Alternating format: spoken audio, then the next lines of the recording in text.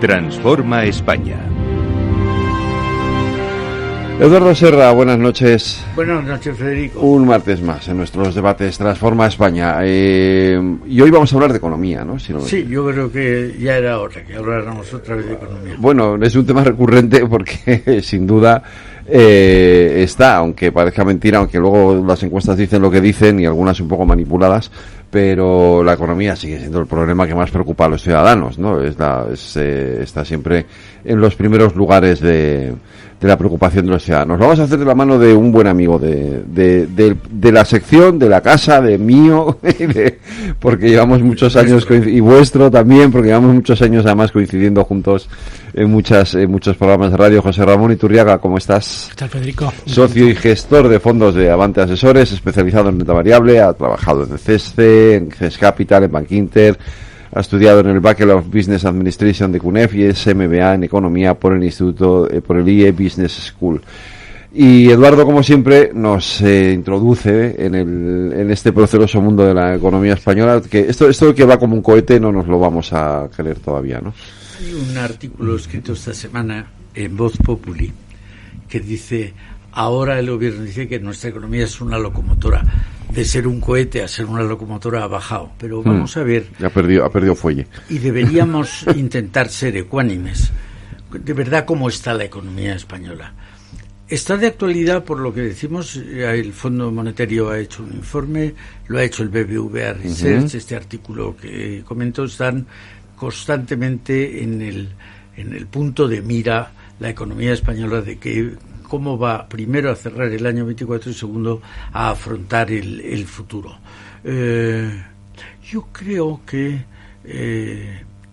acaba de hacerse una revisión al alza, subiendo 0,4 o 0,3 para el año 24 y el año 25, con lo cual mejores noticias de las que teníamos hasta ahora.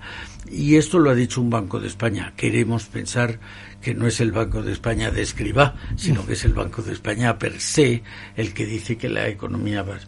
Pero con todo creo que deberíamos ver cuáles son las previsiones para el futuro inmediato. Casi todo el mundo habla de expectativa de desaceleración. Hay que ver cómo está. Vamos a cerrar el cierre, sobre todo a efectos de deuda pública, también de la utilización que se ha hecho de los Next Generation, de las partidas presupuestarias. Hay que considerar que no tenemos presupuesto para el año que viene y lo más previsible es que no lo tengamos. Y por tanto, yo creo que nos quedaría una parte que es ver lo que afecta a Europa. Una de las cosas buenas de nuestra economía es que la exportación, sobre todo la exportación de servicios no turísticos, está creciendo y va yendo muy bien.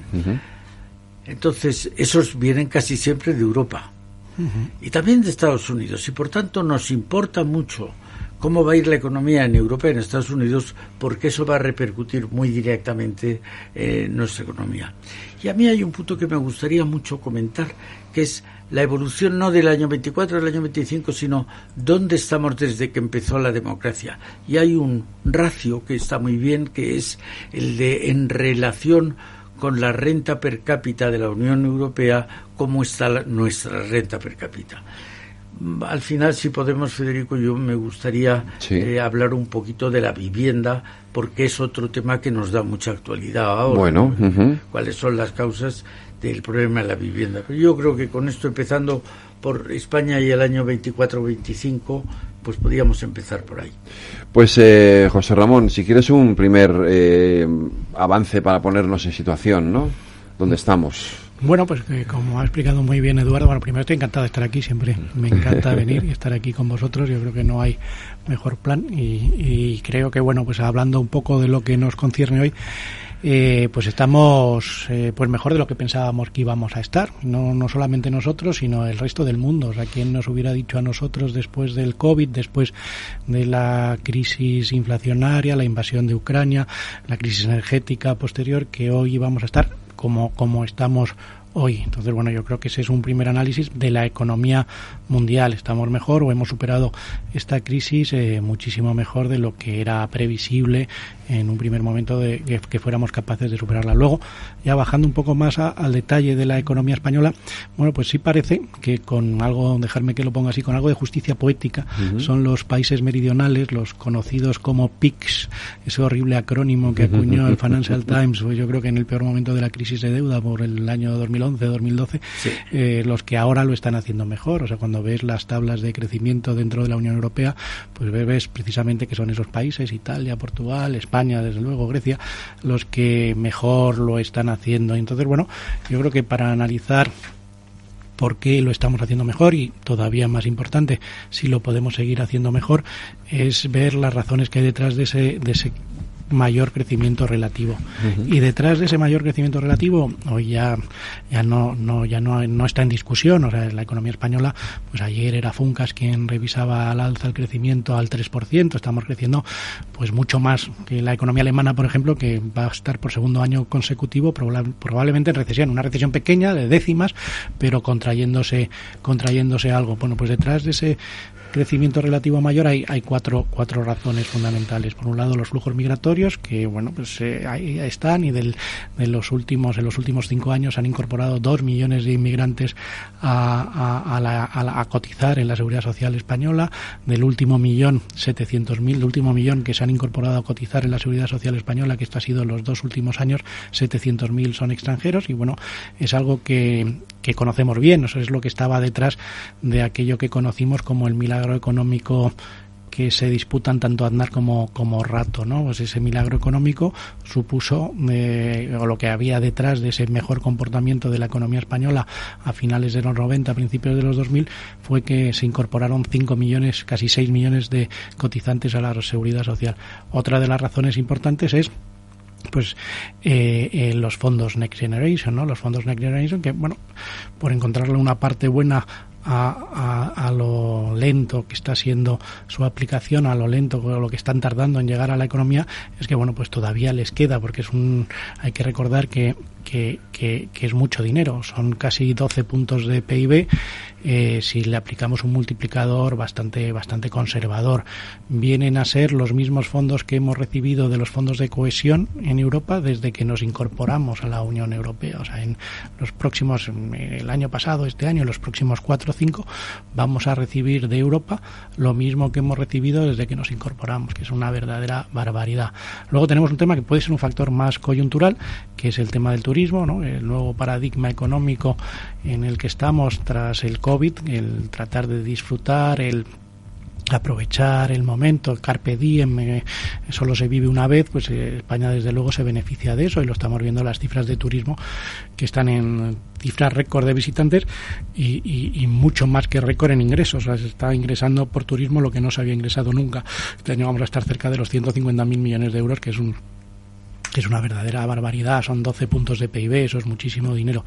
Y por último, el ladrillo, ¿no? El ladrillo que, bueno, como ha dicho Eduardo, vamos a hablar del tema de la vivienda. Yo creo que es uno de los grandes problemas que tiene ahora la economía española, y básicamente es por falta de oferta, y la falta de oferta es consecuencia de muchos años en los que no se ha construido. Entonces, mirando para adelante, pues el remedio es que aumente esa oferta. Ya entraremos luego en cuáles pueden ser las mejores políticas, pero desde luego eso supone más construcción, y más construcción, más ladrillo es lo que ha estado siempre en los ciclos económicos en España. Entonces, bueno, yo creo que hay razones, o sea, las razones por las que la economía española lo ha hecho mejor están ahí.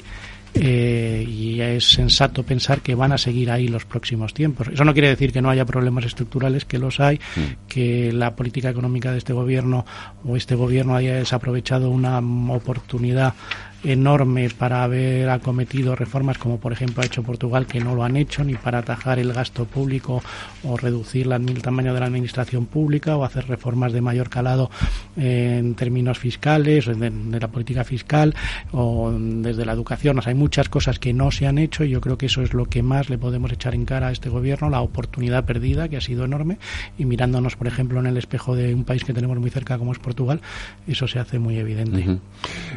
Has mencionado inmigración, que sin duda es uno de los capítulos importantes en el éxito entre comillas del crecimiento económico español. Otro es que es el sector público también. Bueno, el gasto, pero eso tiene que ver más con los fondos Next Generation, sí. ¿no? O sea, el mayor gasto público viene un poco ligado ahí. Ahí también se echan falta un mayor control de ese gasto y haber hecho como han hecho los italianos, que lo han hecho de una forma mucho más sensata. O sea, no ha sido algo que ha venido impuesto por no se sabe bien quién ha decidido cuáles eran las políticas o cuáles eran los sectores que tenían que beneficiarse más de estos PERTES, ¿no? De estos programas europeos. Sino ahí lo han hecho con mucha más cabeza y probablemente se traduzca en una transformación estructural económica mayor que la que podemos tener aquí. Pero bueno, yo creo que eso todavía tiene mucho recorrido, porque todavía la lentitud con la que se están aplicando pues lleva a que todavía quede todavía quede mucha pólvora seca. ¿La economía española va bien, como dice un amigo nuestro, a pesar del gobierno, o el gobierno ha echado una mano? Bueno, mi opinión un poco al micrófono. Mi opinión es que al gobierno de alguna manera una cuota de responsabilidad tiene. Luego cuando hablemos de convergencia con Europa lo veremos. Pero yo creo que aquí lo más que se puede agradecer al gobierno es que haya hecho poco. Estamos con un Congreso incapaz de adoptar resoluciones definitivas porque está demasiado dividido. Es decir, la debilidad del gobierno impide que haga cosas, porque personalmente me temo que si las hiciera el resultado sería contraproducente al crecimiento, a la prosperidad. Pero de verdad el gobierno por lo menos no se le puede tachar de no haberlo hecho mal, hablando en términos generales. No, yo creo que hay un hecho que, si recordáis, la principal medida económica que llevaba en su programa tanto el PSOE como Sumar era la derogación de la reforma laboral, y bueno, lo que hemos visto es que no la han podido derogar y no la han querido derogar por muchas razones. Yo creo que eso es sintomático de lo que explicaba muy bien ahora Eduardo, es de que bueno, hay un Parlamento o un Congreso que ha podido sacar adelante alguna ley ignominiosa, pero desde luego no se pueden poner de acuerdo en materia económica. Es muy difícil que Sumar en un extremo y Junts o PNV en otro sean capaces de coordinar políticas económicas. Entonces, bueno, pues es mucho mejor que no haya política económica a que haya políticas económicas malas, ¿no? Sí, yo creo que es muy importante el ver que este gobierno, formado por una alianza en cierto modo contra natura, yo no voy a decir si es inmoral o no, contra natura, ¿quiere lo mismo Esquerra Republicana que Junts? ¿Quiere lo mismo el PNV que Otegi? Ideológicamente son partidos distintos. Claro, es decir, pero además quiero decir, claro, lo estamos viendo, por ejemplo, en la posición del gobierno, si es que se valora la posición del gobierno en relación con la guerra de Ucrania. Mire, unos del gobierno están con Ucrania, otros... No, pero fíjate, no te vayas tan lejos. En un tema más económico, tú lo has mencionado hace un momento. Luego lo hablaremos más hasta el final, la vivienda. Sí, posiciones antagónicas, absolutamente. Entre las posiciones que defiende el gobierno, la parte socialdemócrata del gobierno, la que defiende Sumar, ya no digamos Podemos. Ya irse al monte, pero es muy lejos. Y se han echado con las declaraciones. Se han echado ya muy al monte, eso ya se ha hecho muy al monte. Pero la posición de Sumar no tiene nada que ver con la de la parte socialdemócrata del gobierno. Por eso digo que el gobierno tiene difícil el gobernar la economía. Por lo menos, no sé si querría o no, pero no ha podido ni gobernar para mejor la economía, ni tampoco para peor. De vez en cuando nos pegan los usos de subidas de impuestos y tal, pero en general la economía española yo creo que no está en peor situación que la griega o las del sur de Europa. Y ahora que hablamos de Italia y de Portugal, pues digamos en esa línea. Pero mira, me salgo un poco del guión, entre comillas, y os planteo una cuestión, y además te planteo en los dos escenarios. 1, no tenemos presupuestos. 2, sí tenemos presupuestos. ¿Qué hacemos? ¿Qué pasa?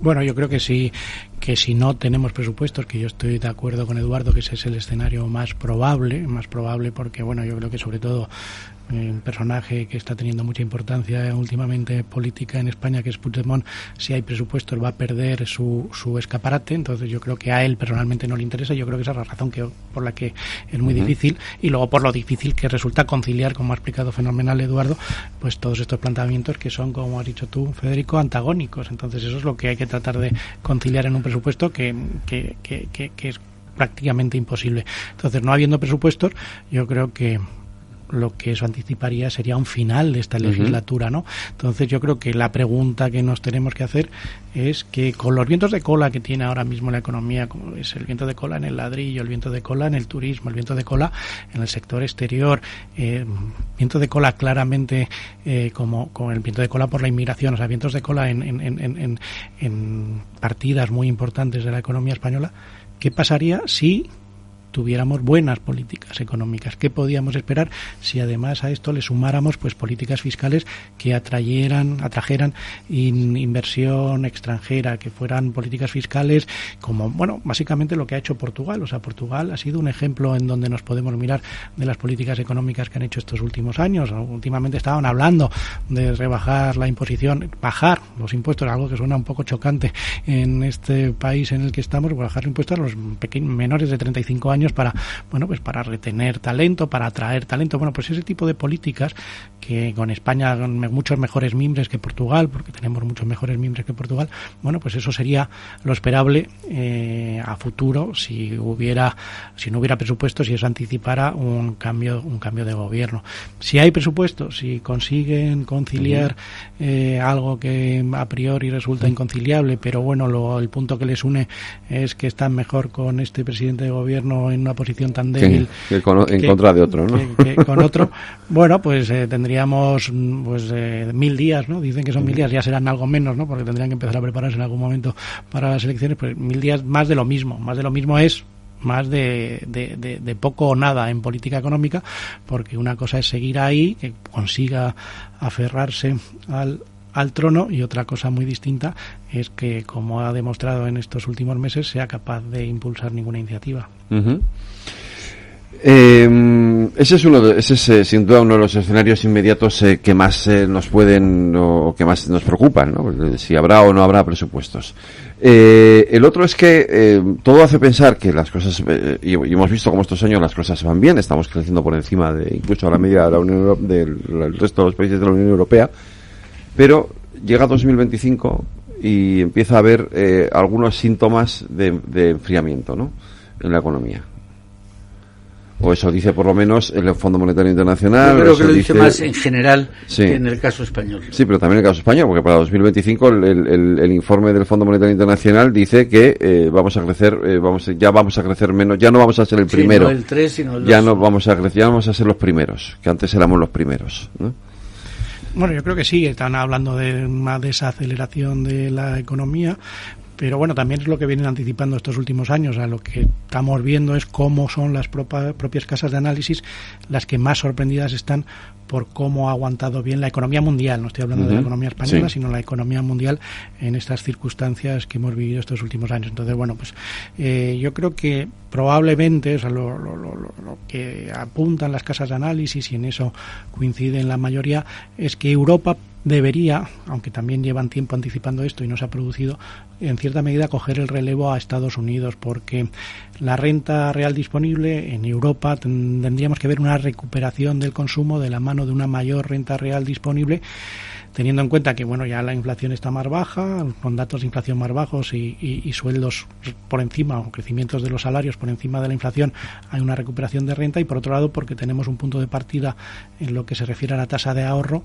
mucho mejor. O sea, si lo miramos con un poco de perspectiva, es que esta última crisis, la última me refiero a la crisis energética por post, que hemos vivido tantas, hay que matizarlo, post-COVID, post-guerra de Ucrania, post-invasión de Ucrania, ha sido una guerra mucho más europea, ha sido una crisis mucho más europea. Una guerra desde luego así es europea, pero la crisis ha sido mucho más europea desde el punto de vista de confianza, y por eso ahora mismo tenemos tasas de ahorro en Europa, en España también, pues muy por encima de la media histórica, y sin embargo en Estados Unidos están muy por debajo de esa media. Entonces, bueno, a nada que eso converja, deberíamos ver cómo la renta, y eso es lo que llevan apuntando las casas de análisis hace tiempo. Entonces, bueno, yo creo que mirando hacia adelante a lo mejor no se pueden sostener estos crecimientos tan altos, me refiero a los de la economía española, pero sí vamos a crecer por encima del 2,5, en torno al 2,5. O sea, tenemos un panorama que es bastante halagüeño, que es crecimiento al 2,5, tipos al 2,5, inflación al 2,5.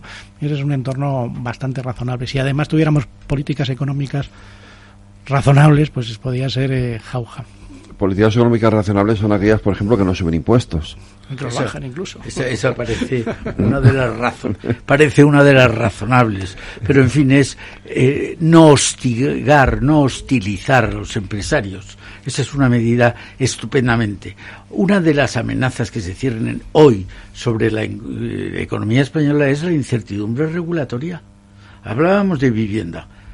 ¿Por qué no se aprobó ya la ley de vivienda? Pues por lo que comentábamos al principio, porque son incapaces de aprobar una ley. Pero yo creo que subsiste el que la economía está marchando bien gracias a que el gobierno interviene poco. Uh-huh.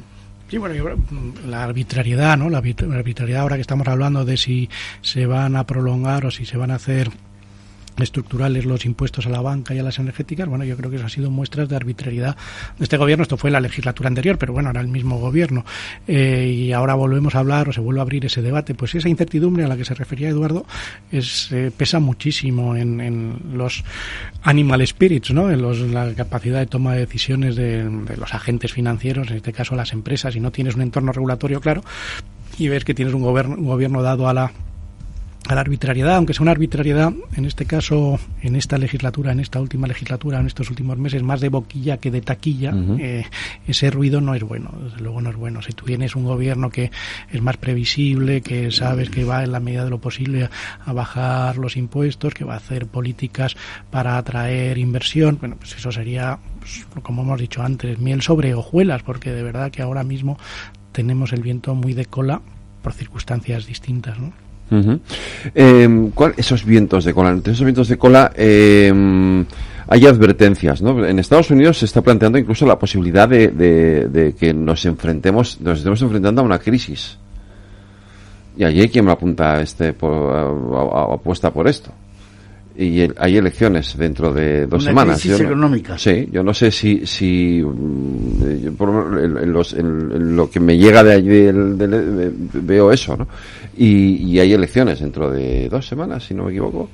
2 o 3 semanas. El 4 de noviembre. Es el 4 de noviembre, el 5 de noviembre. ¿Cómo va a influir eso en el devenir económico mundial?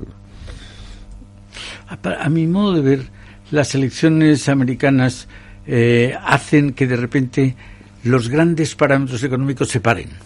Si va a haber algo de tipos de interés, si va a haber algo en regulación, si va a haber algo, van a esperar a después de las elecciones, no vayan a ser puestos en riesgo estas magnitudes uh-huh. por el resultado de las elecciones o vayan a intervenir indeseablemente en las elecciones americanas.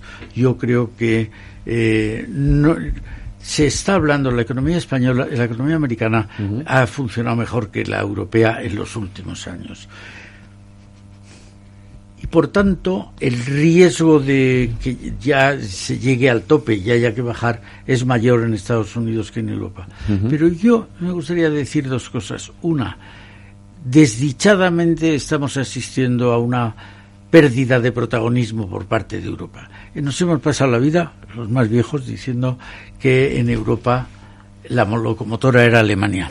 Uh-huh. Y hoy hemos dicho al principio que Alemania va muy mal. Eso es verdad.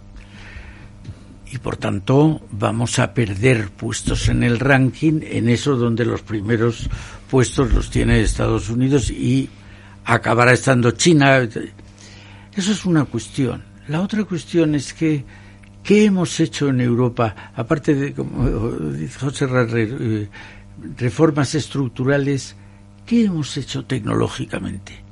Yo recuerdo la segunda mitad del siglo XX se creaba una gran empresa americana y se creaba una gran empresa europea. Y había un pendant entre los dos. Ahora, en lo que llevamos de siglo, hay empresas nuevas, fantásticas. Amazon, Apple, Microsoft, un poquito antes del 2000. ¿Cuáles son las grandes empresas europeas? Y hemos visto una cosa fantástica, que es Stellantis. Se van a juntar 6 u 8 industrias del automóvil. El automóvil es un producto tecnológicamente obsoleto. Es decir, ¿a qué apostamos? Y si quisiéramos mejorar el entorno de los jóvenes para que el talento no se marche, ¿dónde está? Si aquí la mayoría del talento europeo está trabajando para industrias americanas. Entonces, sí me da miedo el fijarnos solo en la situación positiva, esperanzadora de la economía española y no tener en cuenta que nos vamos yendo para atrás. Alguien decía que si uno no corre más que el de al lado parece que está parado, porque nos van adelantando. Nosotros no hemos perdido, seguimos creciendo y tal. En el año 1980 la economía, el PIB norte de los Estados Unidos era prácticamente igual que el de Europa. Ahora es el 50% superior. Oiga, ¿y eso dónde se cuenta? ¿Dónde se cuenta? Por eso me parece que hay que tenerlo en cuenta. Bueno, yo creo que eso es muy importante, mirando para adelante. O sea, el informe Draghi, el informe Letta han hecho mucho énfasis en esa pérdida fundamentalmente de competitividad, claro, de la economía europea. Y yo, bueno, pues sus recomendaciones, la de los dos informes, la podríamos resumir en una palabra: mayor pragmatismo. Bueno, dos palabras: mayor pragmatismo. Entonces es un mayor pragmatismo que es lo que, bueno, le ha faltado a la Unión Europea estos últimos años, en lo que nos hemos convertido en campeones de la superregulación. Somos los mejores regulando, los mayores reguladores del mundo, pero claro, eso lo que impide es que surjan las empresas. No hemos puesto el terreno de juego en condiciones para que haya innovación, para que haya creación de nuevas compañías, para que atraer talento. Entonces, bueno, yo creo que el diagnóstico ya está hecho. Entonces, bueno, yo creo que la Comisión Europea pues tiene los deberes y la agenda para estos próximos años, ¿no? A diferencia de la anterior legislatura europea, donde lo que mandaba era el informe 2030, las políticas estas green, ¿no? Verde, pues todo esto ya vamos hacia un mayor pragmatismo que debería traducirse en, bueno, pues tratar de incentivar la inversión, sobre todo privada, porque claro, esto no se soluciona con la inversión pública. La inversión pública pues también puede ayudar en según qué industrias a abrir vereda, pero no es por ahí el camino. Y con respecto a lo que comentaba Eduardo, que yo creo que es muy importante, ¿no? Lo de Alemania, tal, esto, pues la historia no se repite, pero hay veces que rima, ¿no? Entonces, finales de los 90, principios de los 2000, Alemania era el enfermo de Europa. Alemania, los costes de reunificación estaban siendo enormes y tenía unas tasas de paro altísimas y no conseguían levantar cabeza. Sí, mira, luego. Y luego llegó Schröder, hizo una reforma laboral, que fue una de las cosas que estuvo detrás de la dinamización de la economía alemana, pero entonces España llegó, la prima de riesgo, la famosa prima de riesgo, llegó a estar por debajo de la alemana en los años 2005, 2006, cuando nos creíamos inmortales, pero eso era un crecimiento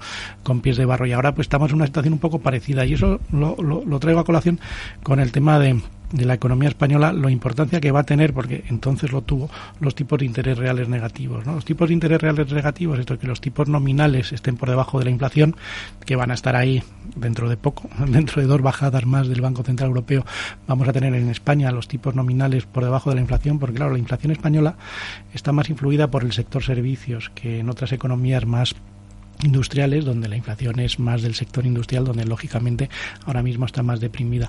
Y eso, los tipos de interés reales negativos, es gasolina para el ladrillo. O sea, si tú vas al banco, la inflación está al 3 y te están financiando a tipo fijo al 2, pues te están regalando una parte de la casa, y eso es la lógica, una de las lógicas que estuvo detrás de la burbuja inmobiliaria. Bueno, pues esto viene. Y luego hay otro factor también, mirando para adelante, sobre el que hacía mucho énfasis el último informe trimestral del Banco de España, que yo creo que son informes muy recomendables, muy sesudos, y en los que, el gobernador, el nuevo, todavía no ha metido mano, y en los siguientes, aunque metan mano, seguirán siendo muy recomendables, porque tiene un servicio de estudios pues el mejor de España.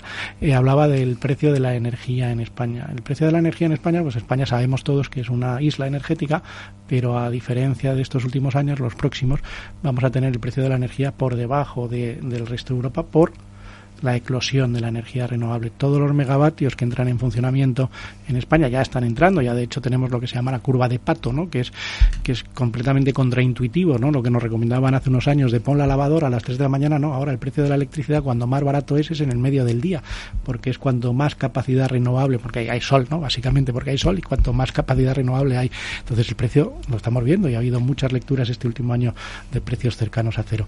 Eso, mirando para adelante, y además en un mundo donde estamos hablando del nearshoring, ¿no? de la desglobalización en cierta medida, pues es un factor muy importante para atraer industria electrointensiva. Es lo que está también detrás, por ejemplo, de la cantidad de centros de datos que estamos viendo que van a venir a España, que son industria, por así decirlo, que necesitan mucha electricidad. Entonces, bueno, son factores estructurales, esto es un punte que se mueve, pero que desde luego hay cosas que mejorar. Creo que un nuevo gobierno, y sigo insistiendo en ello, pues tendría deberes, pero sabría, por ejemplo, mirando en ChatGPT, medidas del gobierno portugués estos últimos años. Tampoco necesitamos, bueno, si es un buen ministro mejor, pero si no, aunque sea un ministro mediocre, también haciendo eso, tampoco tendría que estrujarse la cabeza, ¿no? Entonces, bueno, yo creo que hay razones para ser constructivos, sobre todo con la economía española, en un entorno donde tenemos muchos deberes por delante, sobre todo a nivel europeo. Has mencionado un asunto que sin duda ha sido lo que ha marcado la política monetaria en estos últimos año y medio, puede ser, que son los tipos de interés. No solo en España, o sea, ha sido toda Europa, ha sido Estados Unidos, hasta que finalmente antes del verano se ha empezado este recorrido a la inversa. ¿Qué ha implicado eso y a dónde nos lleva? Yo creo que bajada de tipos de interés es bueno para la economía, o sea, esto es de manual. O sea, lo bueno es que hemos vuelto ya al manual, ¿no? Nos pasamos muchos años donde lo de los tipos de interés negativos no venía recogido en ningún manual, entonces eso produjo que el capital pues no se colocara de forma eficiente, así que provocó que se asignara de forma ineficiente el capital, porque claro, con tipos negativos eso produjo, era lo que tenían que hacer los bancos centrales, quizás se mantuvo demasiado tiempo porque hemos vivido los últimos años demasiadas crisis, entonces que eso también ha sido un poco agotador por otro lado, pero bueno, eso es lo que nos ha tocado, y ahora hemos vuelto a un territorio de normalidad que son tipos no al 4,5 como estaban hace poco, sino, como decíamos hace un momento, los tipos convergiendo con un 2,5%, que es volver un poco a lo que está en los libros de texto. Entonces, bueno, eso es bueno para la economía, mayor renta disponible, en un punto donde yo creo que es muy importante, y por lo que también es poco previsible que haya grandes crisis. En el momento que no hay deuda en el sector privado, y eso en todas las economías desarrolladas es así, o sea, no tenemos un problema de endeudamiento ni de familias, ni de empresas, ni de hogares, ni de empresas, ni en Estados Unidos, ni en Europa, desde luego, ni mucho menos en España, que tenemos un nivel de endeudamiento del sector privado muy por debajo de la media europea. Las crisis no van a ser duraderas. Las crisis son duraderas cuando hay un problema de endeudamiento del sector privado, que eso tiene su reflejo en la solvencia de la banca. Ahora no estamos ahí. La economía puede crecer más, puede crecer menos. Fue la crisis de 2008, básicamente. Y eso no estamos ahí. O sea, que podemos crecer más, podemos crecer menos, pero no hay bases para una crisis o una gran crisis, porque no ha habido antes una fiesta, no ha habido antes una burbuja. Entonces, bueno, pues hay muchas cosas que influyen. Vamos a ver si gana Trump, pues lógicamente Europa sufrirá más con el tema de las tarifas cruzadas. Ya veremos qué hace, ¿no? Porque también este personaje es bastante poco predecible.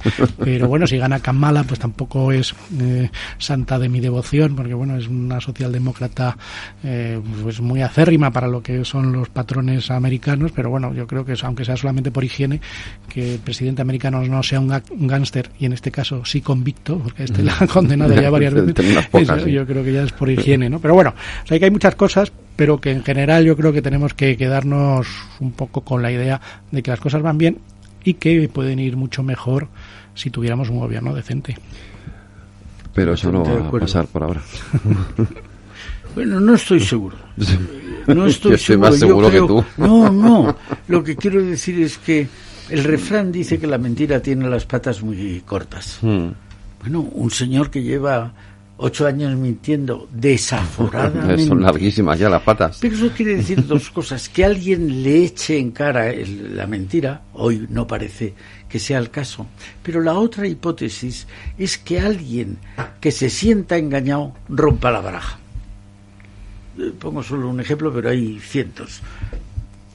que se diga en Cataluña que va a cederse todos los impuestos, que van a tener una caja exclusivamente catalana, esto le sirve para ganar votos o popularidad en Cataluña, pero en el resto de España no. Y entonces se viene y se dice, no, que no vamos a dar la caja única, y el otro dice, no me va a dar usted, sí, se la voy a dar. El estar diciendo una cosa en cada lado nunca puede llevarte muy lejos, porque poco a poco vas pisando más callos y tienes menos margen de actuación. Entonces, yo no soy tan seguro que tengamos 1000 días de este gobierno. Esa es la mejor noticia. Yo me fío mucho del análisis de Eduardo, porque creo que con políticas económicas, con una cierta ortodoxia económica, pues esto, las bases que tiene ahora la economía española, pues sentarían, pues yo creo que pues probablemente estaríamos en los primeros compases déjame que lo ponga así, un superciclo de la economía española. Si miras para atrás, en los últimos 50 años hemos tenido 2 grandes ciclos económicos.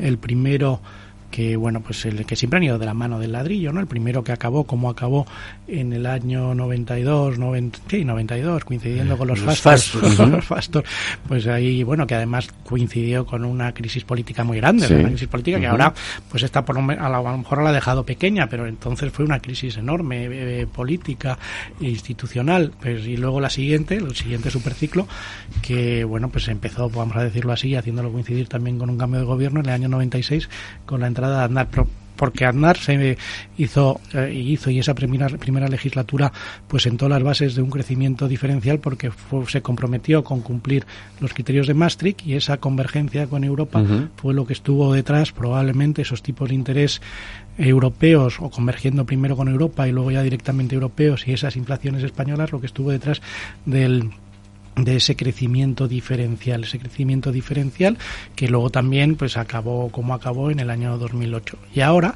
bueno, pues este ciclo pues ha hecho amagos de tratar de levantar cabeza en el 17, pero vino el Brexit y aquello volvió a despertar los temores sobre la continuidad del euro, porque se fueron los ingleses de la Unión Europea. Luego en el 19 también empezábamos a levantar cabeza y vino, bueno, el COVID y tal, y ahora ya, después del COVID y sus coletazos en sus distintas versiones, pues parece que esto es así. Entonces, bueno, pues si ahora tuviéramos un gobierno decente, un gobierno con las ideas un poco claras, con este viento de cola, pues podríamos acometer reformas estructurales que no se acometieron en la última parte del ciclo económico anterior, porque bueno, pues nos dormimos, por así decirlo, los laureles, y ahora, bueno, pues por eso sería muy recomendable que hubiera un cambio de gobierno y que pusieran al frente, por ejemplo, de la vicepresidencia económica, pues a Hernández de Cos, a algún personaje de este.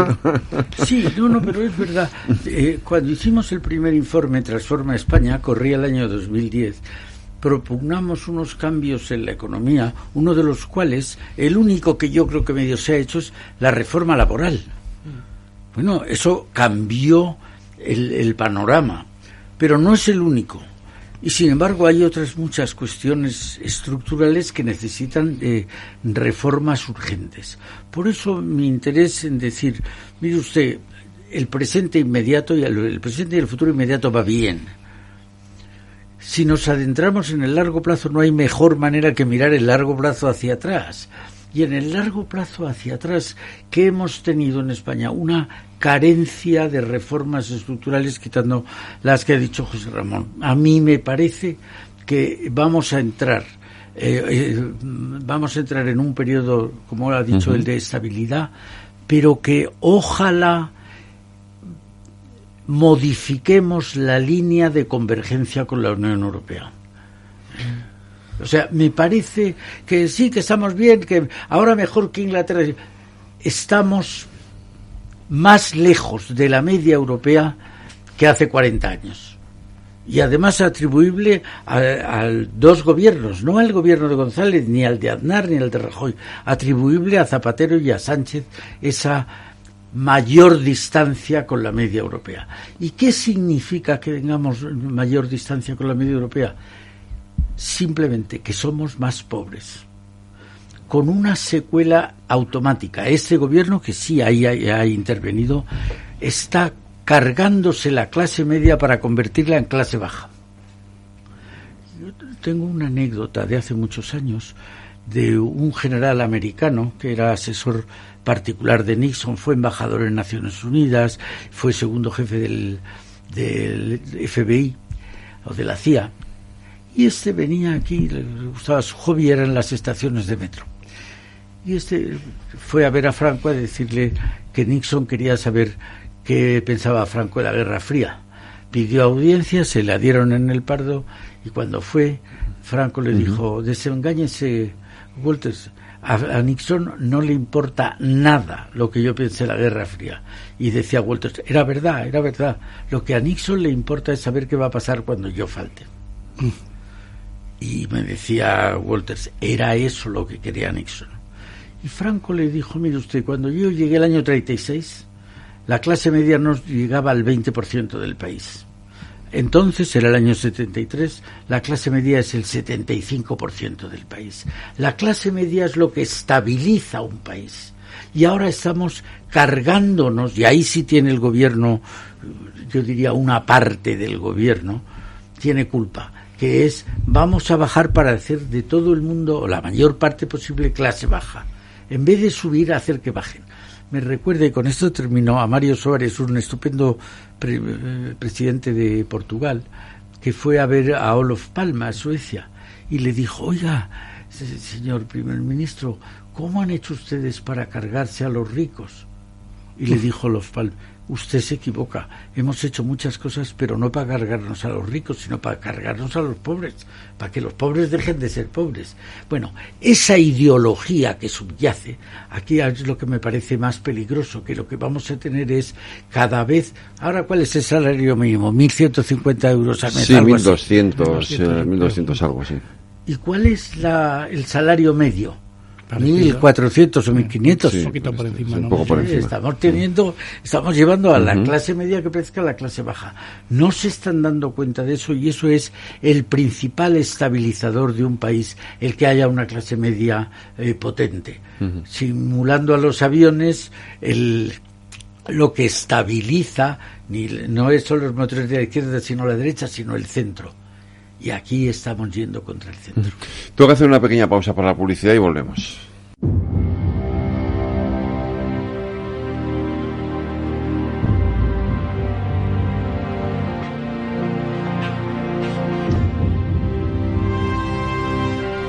Bueno, vamos a afrontar el último tramo del programa, de la sección, de nuestro debate de Transforma España. Eduardo, José Ramón, ¿querías apuntar algo a lo que comentaba Eduardo?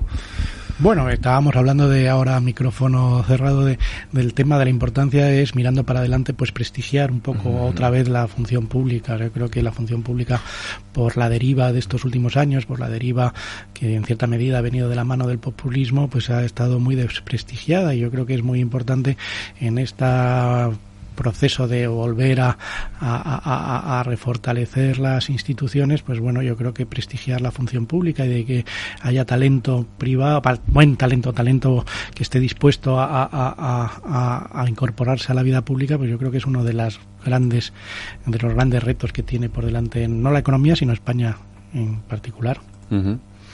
A mí, a ese respecto, me gusta llamar la atención sobre un eslogan que utilizaron los populistas de las puertas giratorias. Usted prohíba las puertas giratorias, que el que trabaje para el sector público toda su vida tenga que trabajar para el sector público, y que el trabaje para el sector privado no pueda entrar en el sector público. Si entra, no podrá volver a salir. Oiga, yo necesito gente en el sector público que conozca cómo funciona la economía de verdad. Y por eso creo que cuanto más gente haya entrando y saliendo del sector público, mejor.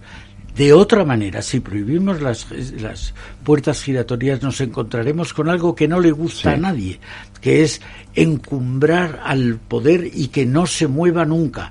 Porque si no tienen sitio donde irse, ¿qué van a hacer? Entonces yo creo que el conseguir que el sector público goce del mejor talento, aunque sea temporalmente, es una buena cosa. A ver, yo claro, viene ya, nos quedan 2 meses para 2025, está ahí a la vuelta de la esquina. aquí habéis hecho ya, habéis escrito la carta a los Reyes Magos, ya sabéis lo que le vamos a pedir, pero yo no sé si lo van a traer, ya veremos. Eso ya veremos. En cualquier caso, viene un año en el que tiene la situación económica tiene sus luces y sus sombras, ¿vale? Y de cara a 2025, ¿dónde no lo estamos haciendo bien? Bueno, yo creo que de cara a 2025, pues yo diría a nivel español, pues la falta de reformas estructurales. O sea, yo creo que lo que más podemos echar en cara a este gobierno es la oportunidad perdida, la inmensa oportunidad perdida. Y tú te miras en el cuadro macro de Portugal, que lo tenemos muy cerca, y la evolución del cuadro macro portugués estos últimos años ha sido excepcional, y la nuestra ha sido, bueno, no ha estado mal, pero ha sido un dejarnos llevar, un desaprovechar esta ocasión que hemos tenido. Entonces, bueno, yo creo que con el gobierno actual no podemos pedirle peras al olmo y esas reformas no se van a acometer, será algo de deberes para el próximo. Sí, vamos a ver, yo desde que existimos la Fundación Transforma España hemos puesto el acento mayor en el talento. ¿Por qué? Porque estamos inmersos en una revolución tecnológica que yo creo que es mucho más amplia, mucho más profunda que la revolución industrial.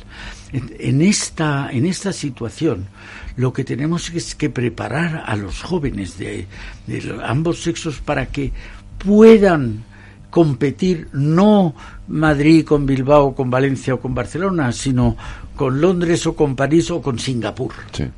Entonces hay que hacer la reforma por la educación. Me parece que es uno de los pactos estructurales. Nosotros lo poníamos el uno, me parece, el más importante.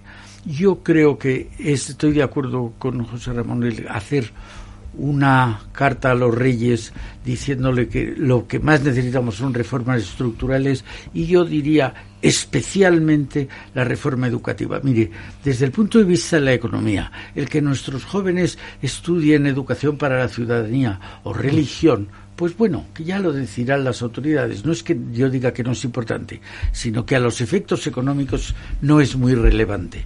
Y sin embargo, ¿cómo no estamos enseñando a nuestros jóvenes a programar o lo que sea? La verdad es que esto llevamos más de 10 años diciéndolo, pero a la chita callando, y quizás sea uno de los secretos que dice José Ra, es que el país va mejorando. Vamos viendo como sin que haya salido un decreto hay escuelas bilingües, sin que haya salido un decreto hay gente que hace el doctorado o que sale fuera a estudiar, sin que haya salido. Es decir, la sociedad se va dando cuenta de lo que necesita y empieza a ponerlo en marcha. Cuando yo estudié en los años 60 había 11 distritos universitarios, naturalmente todo públicos. En aquel tiempo surgió Comillas y el ICADE, que era privado. Ahora ya hay 2 docenas de universidades públicas, de universidades privadas. Y eso es una inyección, es decir, que no por el gobierno, pero que la sociedad va haciendo cosas. Entonces, yo creo que esas reformas hay que animar a la universidad. Nosotros, las fundaciones, no tenemos capacidad de decir, hay que hacer esto mañana. Tenemos la capacidad de animar a la gente a que lo haga.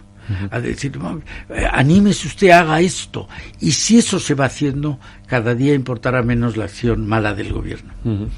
Concienciar, o sea, vuestra labor, que es concienciar a la sociedad civil, es importantísima. Yo creo que hacéis una labor muy ímproba y yo creo que, bueno, en estos momentos creo que es lo que nos estamos dando cuenta en estos momentos de un poco de zozobra, que en los que estamos política, pues que las instituciones están a la altura. En la justicia es un ejemplo clarísimo, pero luego yo creo que también los medios de comunicación, desde luego, y la sociedad civil, y vosotros sois un referente, o la Fundación hoy es un referente de la sociedad civil, donde creo que también estos últimos años ha ido ganando en importancia y que esa importancia irá a más. A medida que somos una cultura, una sociedad más. Ojalá. Oye, os quería llevar un poco, antes de que termináramos y que hagamos un comentario sobre el tema de la vivienda, al contexto geopolítico, porque hemos hablado de Estados Unidos, pero ahí está China también, con una economía que se está debilitando, o aparentemente se está debilitando y mucho. ¿Y cuál debería ser el papel de Europa en ese entorno? Desde luego no el del gran regulador. Ese no. Si usted quiere ganar un partido, no se entrene usted a ser el árbitro.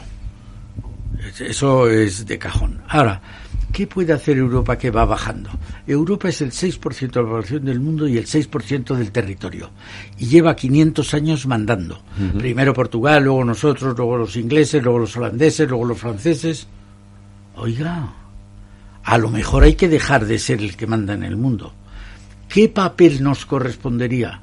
Yo creo que, primero, demorar lo más posible ese declive, empezar con las nuevas tecnologías, ayudando las capacidades que hoy ya tienen los países europeos, pero por encima de todo, Europa que hable con una sola voz. No puede ser que ahora sea el señor Orbán el que decida. No puede ser. O sea, ¿por qué tardamos en el COVID el triple que Estados Unidos en reaccionar? Porque entre 27 es mucho más difícil tomar decisiones que si es uno solo. A mi modo de ver ese es el... Bueno, yo creo que el contexto geopolítico, pues claramente está en una situación también compleja, ¿no? China, apuntabas tú, es después de muchos años creciendo. Yo creo que es ahí donde quizás tengan el mayor reto, ¿no? Porque un país con ese régimen político se sostiene en tanto que crezca.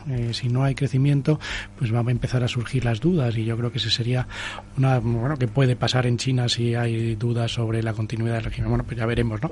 Estados Unidos, bueno, yo creo que estamos también en la vuelta atrás de los populismos, ¿no? Yo creo que el ejemplo más claro del daño que han hecho los populismos en los países desarrollados ha sido Reino Unido, donde ahí han pagado con sangre y lágrimas y sudor pues la idiotez de salirse de la Unión Europea. Y bueno, más allá de que podamos tener una secuela ahora con Trump volviendo a ser presidente de Estados Unidos, pero bueno, ya vemos que tampoco tienen mucha capacidad, porque ahí de verdad los checks and balance funcionan, y funcionan muy bien. Y en el caso de Europa, bueno, pues el reto que tenemos es pues el tren lo hemos perdido, pero apretar el paso y tratar de subirnos, coger marcha. Eduardo, tú querías hacer un apunte sobre la vivienda. Pues sí, porque me parece que hoy para los jóvenes es el problema número uno. De alguna manera, la vivienda es lo que consagra a un joven como adulto. Ya no dejas de vivir en casa de tus padres y eres responsable de tu propia vida. ¿Qué nos ha pasado en España? El año 2007, España construyó más viviendas nuevas que Francia, que Italia, que Alemania y que el Reino Unido juntos. Y nos tragamos el boom inmobiliario. Y sin embargo ahora estamos fabricando un número ridículamente bajo.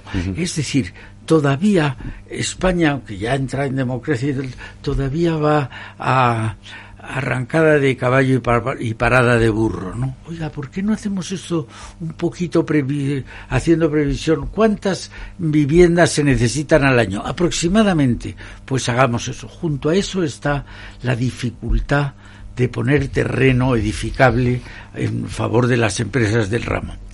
Cuando estuve en defensa como secretario de Estado en el año 83, le brindé al Ayuntamiento de Madrid lo del que se llama Operación Campamento. El plan Campamento.